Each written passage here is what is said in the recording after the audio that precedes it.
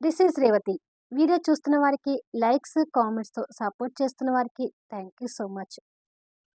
Jessie, Parashuram farm హౌస్‌లో కూర్చొని వాళ్ళ దుర్మార్గాల గురించి చెప్పుకుంటూ ఉండగా, సూర్య అక్కడికొచ్చి చాటుగా వాళ్ళ మాటలు వింటుంటాడు కదా! ఆ తర్వాత నుంచి స్టోరీ కంటిన్యూషన్. 'నా తనువు నా ప్రాణం నీకే' ఎపిసోడ్ నంబర్ 173.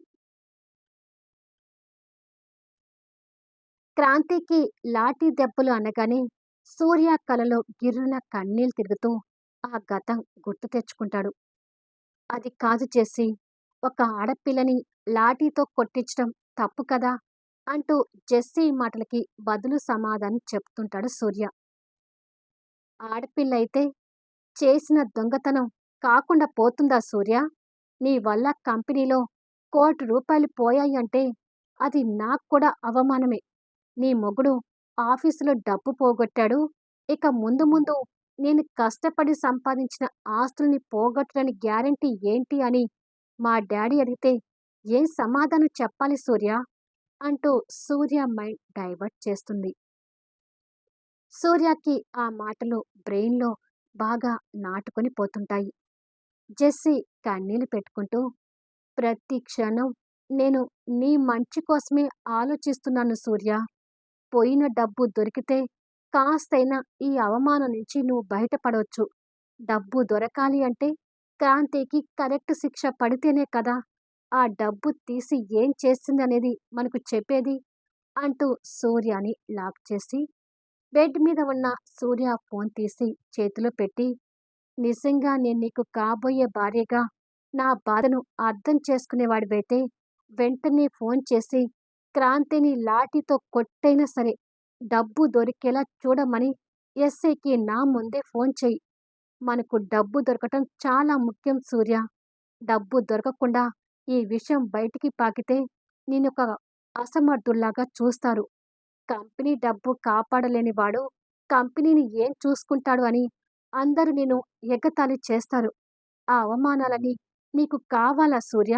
అలా అవమానాలు ఎదుర్కొంటే నువ్వు బిజినెస్‌లో ఎదగగలుగుతావా?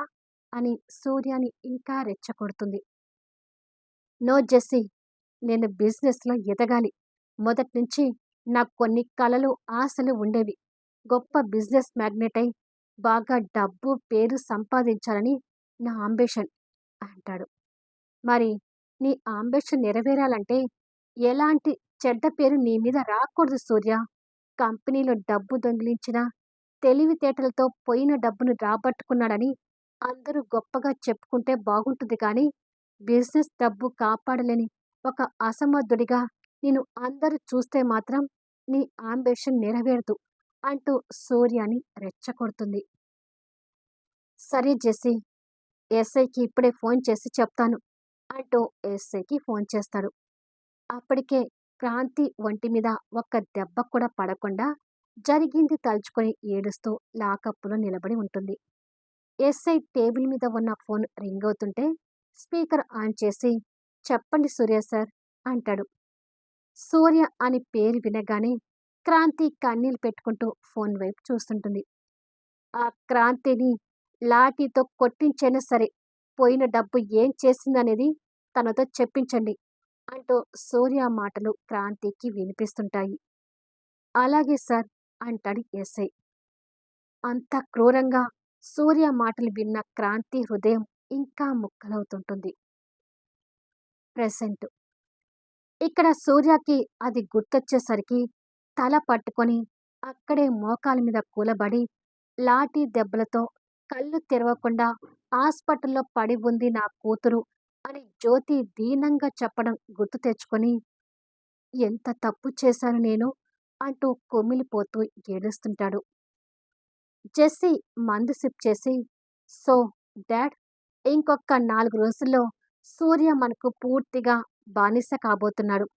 కళ్యాణ్ సంపాదించే ఆస్తులన్నీ ఇక మనకే కదా డాడ్ అంటూ హుషారుగా మాట్లాడుతుంటుంటే, సూర్య పొంగుకొస్తున్న దుఃఖాన్ని కంట్రోల్ చేసుకుంటూ వాళ్ళ మాటలకి కసిగా పిడికిలి బిగిస్తూ లేచి, నీకు కళ్యాణ్ గారి ఆస్తులే కావాలి గాని నేనక్కర్లేదా జెస్సీ అని అడుగుతాడు. సడన్‌గా సూర్య గొంతు విని ఇద్దరు ఉలిక్కి పడుతూ పరశురాం, జెస్సీ వెనక్కి తిరిగి అక్కడ సూర్య ఉండటం చూసి ఒక్కసారిగా షాక్ అవుతుంటారు. సూర్యాని చూడగానే వాళ్ళ కాళ్ళ కింద ఉన్న భూమి కుంగిపోతున్నట్టుగా అనిపిస్తుంటుంది. మందు గ్లాసులతో ఉన్న ఇద్దరు మొహమొహాలు చూసుకొని చేతిలో ఉన్న గ్లాసులు పక్కకు పెట్టి భయపడుతూ లేచి నిలబడతారు. మండుతున్న అగ్నిగుండంలా సూర్య వాళ్ళ దగ్గరకొస్తాడు. ఇద్దరు సూర్యని అలా చూసి తడబడుతుంటారు. "నువ్వు ఒక ఆడపిల్లవే కదా జెస్సీ! ఒక ఆడపిల్లవి అయ్యుండి తోటి ఆడపిల్లని మానభంగం చేయమని రౌడీలని పంపించటానికి నీకసలు ఎలా మనసొప్పింది?" అని అడుగుతాడు. సూర్య అలా అనగానే ఇప్పుడుదాకా వాళ్ళిద్దరూ మాట్లాడుకున్న ప్రతి మాట సూర్య విన్నాడని ఇద్దరికీ అర్థమవుతూ భయపడుతుంటారు. కానీ అప్పటికి పరశురాం కవర్ చేయాలని చూస్తూ, "జెస్సీ తోటి ఆడపిల్లను మానభంగం చేయమని రౌడీలను పంపించడం ఏంటి సూర్య? నువ్వేదో పొరపాటుగా విన్నావట్టుంది" అని అంటూ ఉండగా, సహనం కోల్పోయిన సూర్య పరశురాం మెడ పట్టుకొని వెనక ఉన్న గోడకి నొక్కిపెట్టి, "నన్ను ట్రాప్ చేస్తూ ఇంకా మోసం చేయాలని చూస్తున్నారా?" అంటూ ఆవేశంతో గట్టిగా అరుస్తాడు. సూర్య అలా బలవంతంగా అతని గొంతు నొక్కుతుంటే పరశురాం ఉక్కిరి బిక్కిరవుతుంటాడు. జెస్సీ అది చూసి తట్టుకోలేక, "సూర్య, మా డాడీని వదులు" అంటూ గట్టిగా అరుస్తుంది. కానీ సూర్య ఉన్న ఆవేశంలో వాడిని చంపేనంత కసిగా ఉంటాడు. "మా డాడీని వదులు సూర్య" అంటూ జెస్సీ దగ్గరికొచ్చి వాళ్ళ నాన్నని సూర్య నుంచి విడిపించే ప్రయత్నం చేయాలని చూస్తుంటుంది. సూర్య క్షణంలో వాడి గొంతు వదిలి జెస్సీ వైపు చూస్తూ, "నిజమే, మీ నాన్నని వదిలి ముందు నీ సంగతి చూడాలి" అంటూ తన చెంప మీద నుంచి గట్టిగా కొడతాడు. దాంతో జెస్సీ వెళ్ళి అక్కడ ఉన్న సోఫాకి తగిలి కింద పడుతుంది. సూర్య చెయ్యి చేసుకోవటం అనేది తట్టుకోలేక విస్తుపోతుంటుంది. తన ముందే కూతుర్ని అలా కొట్టడం చూసి పరశురాం కూడా షాక్ అవుతుంటాడు. సూర్య పట్టరాని కోపంతో జెస్సీ వైపు చూస్తుంటాడు. జెస్సీ మండుతున్న చెంప పట్టుకొని సూర్య వైపు కోపంగా చూస్తూ, "నన్నే కొడతావా?" అని అడుగుతుంది. "నువ్వు చేసిన పనికి కొట్టకుండా ఎలా ఉంటాననుకుంటున్నావు?" అంటూ తన జుట్టు పట్టుకొని పైకి లేపి తన చెంపన మరొక్కటి పీకుతాడు. ఆ దెబ్బకు ఈసారి వెళ్ళి సోఫాలో పడుతుంది. సూర్య తన మీద ఇంకా కోపం చల్లారక ఆవేశంగా తనని మళ్ళీ కొట్టడానికొస్తుంటే పరశురాం కూతురికి అడ్డుగా వచ్చి, "ఆగు! నా ముందే నా కూతుర్ని కొట్టడానికి ఎంత ధైర్యం?" అంటూ సూర్య మీదకి చెయ్యెత్తుతాడు. కాని సూర్య ఆ దెబ్బ మీద పడనివ్వకుండానే పరశురాం చెయ్యి గాలిలో ఉండగానే గట్టిగా పట్టుకొని ఆవేశంగా చూస్తుంటాడు. నిప్పులు కక్కుతున్న కళ్ళతో సూర్య అంత ఆవేశంగా కనపడుతుంటే పరశురాం భయంతో వెనక్కి తగ్గే పరిస్థితి కలుగుతుంది. సూర్య అదే ఆవేశంతో పరశురాం చేయిని కిందికి దింపి, "తండ్రి కూతురు కలిసి నన్ను ట్రాప్ చేసి ఇంత మోసం చేస్తారా?" అని అడుగుతాడు. ఇద్దరూ సమాధానం లేకుండా కోపంతో చూస్తుంటారు. "ఏ తప్పు చేయని క్రాంతిని లాఠీతో కొట్టించమని నా నోటితోనే చెప్పించావు కదే దుర్మార్గురాలా" అంటూ జెస్సీని నిప్పులు కక్కుతున్న కళ్ళతో చూస్తుంటాడు. క్రాంతి మీద సింపతి చూపిస్తున్న సూర్య మీద జెస్సీకి కూడా కోపం వస్తుంటుంది. ఇద్దరూ కలిసి ఇంత పాపాన్ని ఎలా మూటకట్టుకోగలిగారు? మా అక్క ఆస్తుల కోసం నన్ను ట్రాప్ చేయటానికి మీకు సిగ్గుగా అనిపించలేదా? అని అడుగుతాడు. "నువ్వేదో బుద్ధిమంతుడిలాగా మాట్లాడుతున్నావేంటి సూర్య?" అని అడుగుతుంది జెస్సీ. ఆ ప్రశ్నకి సూర్య ఆశ్చర్యంగా చూస్తుంటాడు. "డబ్బు, పరపతి మీద మోజుతోనే కదా కోటీశ్వరుడి కూతురైన నా ప్రేమలో అంత ఈజీగా పడింది" అని అడుగుతుంది జెస్సీ.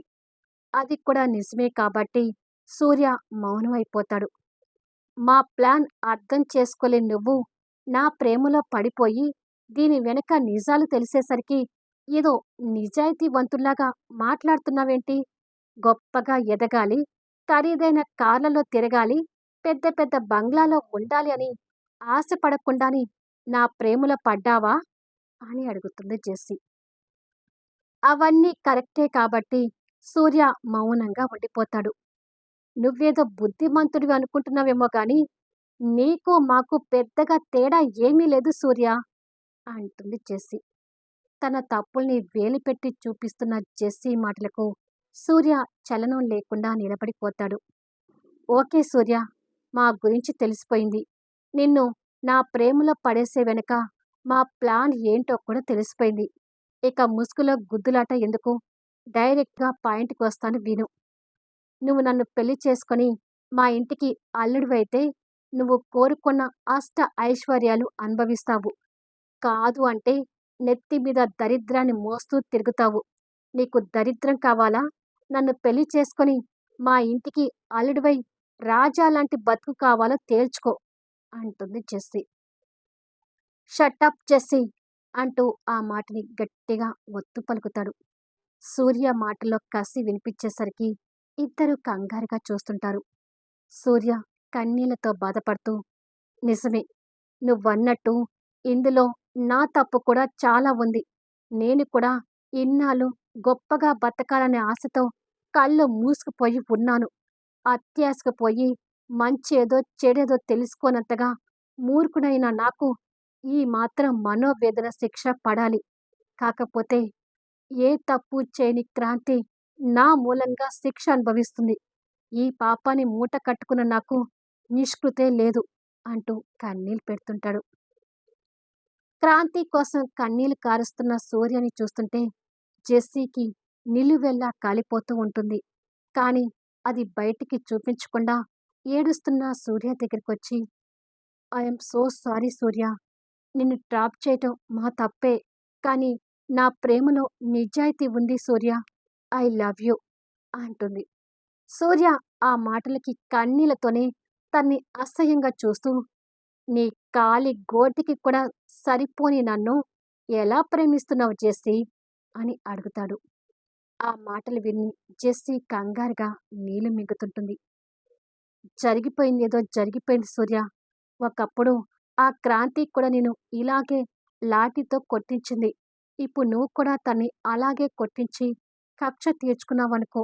అన్ని విషయాలు మర్చిపోయి 4 రోజుల్లో జరగబోతున్న మీ పెళ్లికి రెడీగా ఉండు అంటాడు పరశురాం సూర్యని ఎలాగైనా దక్కించుకోవాలని ఆరాటంతో. నేను మింగమెత్తుకులేని బికారిని కదా సార్. నన్ను ఎలా మీ అల్లుని చేసుకుంటారు అని ప్రశ్నిస్తాడు. వాళ్ళ మాటలు వాళ్ళకే అప్పజెప్తుంటే పరశురాం కూడా కంగారుతో నీళ్లు మింగుతుంటాడు. నేను చెప్పేది విను సూర్య. మా నాన్న మాటలు విని నేను నిన్ను ట్రాప్ చేసినా నిన్ను నిజాయితీగానే ప్రేమించాను అంటూ జెస్సీ సూర్యకి దగ్గరగా వస్తుంటుంది. ఏయ్ అంటూ దగ్గరకొస్తున్న తన్ని చూస్తూ గట్టిగా అరుస్తాడు. దాంతో జెస్సీ అడుగులు అక్కడే ఆగిపోతాయి. మా అక్క ఆస్తుల కోసం నన్ను ట్రాప్‌లోకి దింపిన నీది ప్రేమ కాదు, కామం. నీ ఆస్తుల కోసం నీ వలలో పడిన నాది కూడా ప్రేమ కాదు, అత్యాశ. తప్పు చేశాననే భావనతో కోట్ల ఆస్తులు తలదన్ని తండ్రిని కాదనుకొని మనసు నిండా నన్ను నింపుకొని బయటికొచ్చి ఆత్మాభిమానంతో బతుకుతున్న క్రాంతిది అస్సలైన ప్రేమ. కాని నా ప్రేమ దేవతని నా చేతులారా నేనే శిక్షించుకున్నాను అంటూ కుమిలిపోతుంటాడు. ప్రేమ ప్రేమ అంటూ తిరిగితే నీకు ఏమీ ఉండదు సూర్య అంటుంది జెస్సీ. ఎక్కడ సూర్య క్రాంతికి దగ్గరవుతాడనే భయంతో. నేను చేసిన పనికి ఇక క్రాంతి నా మొహం చూడటానికి కూడా ఇష్టపడదని నాకు తెలుసు. నా దగ్గర క్రాంతినే లేనప్పుడు ఇక నా దగ్గర ఏముంటే ఏంటి? ఏమీ లేకపోతే ఏంటి? అని అడుగుతాడు సూర్య ఆవేశపడుతూ. క్రాంతి, క్రాంతి, క్రాంతి అంటూ ప్రేమ పిచ్చోళ్లాగా మాట్లాడకు. నిన్ను చూసిన ఫస్ట్ క్షణమే నాకు నీ మీద క్రష్ ఏర్పడింది. సో సూర్య, నన్ను కాదని ఆ క్రాంతికి దగ్గరైతే నేను ఊరుకోను అంటూ బెదిరిస్తుంది. అంత అదృష్టం ఇక నాకెక్కడ ఉందిలే జెస్సీ. ఎప్పుడైతే నా నోటితో క్రాంతిని లాఠీతో కొట్టండి అని చెప్పినప్పుడే ఆ దేవతని నేను పొందే అదృష్టం కోల్పోయాను అంటాడు కళ్ళ నిండా నీళ్ళు నింపుకొని. మరి ఇంకేంటి? క్రాంతి నీకు చేరువ కాదని తెలిసినప్పుడు జరిగినవన్నీ మర్చిపోయి నన్ను పెళ్లి చేసుకుని ఉండిపో అంటుంది డిమాండ్‌గా. పెళ్లి చేసుకుని ఉండిపో కాదు, పెళ్లి చేసుకుని పడి ఉండు అనాలేమో జెస్సీ అంటాడు సూర్య కసితో పళ్ళు నూరుతూ. నీకు మా మీద కోపం ఉండటం సహజమే సూర్య. అది కాదని చెప్పను. అలా అని నాకు దూరం అవ్వాలని చూడకు అంటూ సూర్య చేయి పట్టుకుంటుంది. ఛీ! వదులు అంటూ తన చేయిని కోపంగా విసిరికొట్టి, నీ మోసాల గురించి తెలిసాక కూడా నిన్ను పెళ్లి చేసుకొని మీ ఇంట్లో పడి ఉంటానని ఎలా అనుకుంటున్నావు? అని అడుగుతాడు ఆవేశపడుతూ. నీకేదో ఓ మూలన క్రాంతిని యాక్సెప్ట్ చేస్తుందేమో అనే ఆలోచనతో ఉన్నావేమో సూర్య. అది ఎప్పటికీ జరగదు. సెకండ్ హ్యాండ్ థింగ్స్‌నే దగ్గరికి రానివ్వని ఆ క్రాంతి, సెకండ్ హ్యాండ్ పర్సన్ అయిన నిన్ను దగ్గరికి రానిస్తుందనుకోవటం నీ అత్యాశ అవుతుంది అంటూ సూర్య నిర్ణయాన్ని మార్చే ప్రయత్నం చేస్తుంటుంది. హ్మ్. ఆ ఆశ ఎప్పుడో చచ్చిపోయిందని చెప్పాను కదా! క్రాంతి ఈ దుర్మార్గుడిని క్షమించుదని నాకు పూర్తిగా తెలుసు. కానీ ఇక నేను మాత్రం తనే శ్వాసగా, ధ్యాసగా జీవితాంతం ఒంటరిగా ఉండిపోతాను గానీ, మీ ఆస్తులకి మళ్ళీ తలొగ్గి వస్తానని ఆశలు మాత్రం పెట్టుకోకండి అని ఇద్దరిని ఉద్దేశించి చెప్పి వెళ్ళబోతూ మళ్ళీ వెనక్కి తిరిగి, జరిగిన దాంట్లో నా అమాయకత్వం, నా తప్పు కూడా ఉంది కాబట్టి మీ ఇద్దరిని ప్రాణాలతో వదిలిపెట్టి వెళ్తున్నాను. కానీ ఇంకొక్కసారి క్రాంతికి ఏదైనా హాని చేయాలని చూశారో, ఆ రోజే మీరు శవాలుగా మారతారని గుర్తుపెట్టుకోండి అని వాళ్ళకి వార్నింగ్ ఇచ్చి వెళ్ళిపోతుంటాడు. సూర్య మీద క్రష్‌తో ఉన్న జెస్సీ, సూర్య అలా వెళ్ళిపోవడం చూసి తట్టుకోలేక, ఏంటి డాడీ, సూర్య నాకు అలా దూరమవుతున్నాడు. నాకు సూర్య కావాలి డాడీ. సూర్య నా సొంతం. నాకు మాత్రమే సొంతం. సూర్య ఆ క్రాంతి చెంతన చేరడం నేను తట్టుకోలేను అంటూ కసిగా తల పట్టుకొని ఏడుస్తూ కూర్చొని పోతుంది. కూతురి పరిస్థితి చూస్తున్న పరశురాం ఏమీ చేయలేని నిస్సహాయ పరిస్థితిలో ఉండిపోతాడు. సూర్య కన్నీళ్లతో బయటకొచ్చి అలవాటుగా కారు దగ్గరికి వెళ్లి ఎక్కబోతూ తిరిగి అతని స్థితిని గుర్తుకు తెచ్చుకొని కాలుతో కసిగా కార్‌ని తన్ని క్రాంతిని చూడాలనే ఆపేక్షతో వెళ్తుంటాడు. మళ్ళీ నెక్స్ట్ వీడియోలో కలుద్దాము. అసలిప్పుడు హాస్పిటల్‌లో క్రాంతి కండిషన్ ఏంటి? క్రాంతి సూర్య మొహాన్ని చూడటానికి ఒప్పుకుంటుందా? ఈ విషయాలన్నీ క్రాంతి తండ్రికి తెలుస్తాయా? అద్భుతమైన సన్నివేశాలతో ఆసక్తికరంగా సాగిపోయే కథా వీడియోస్‌ని మిస్ కాకుండా చూడండి. కథ నచ్చితే లైక్ చేయండి, కామెంట్ షేర్ చేయండి, సబ్స్క్రైబ్ చేసుకొని ఛానల్ షేర్ చేస్తూ సపోర్ట్ చేయండి. Thanks for listening.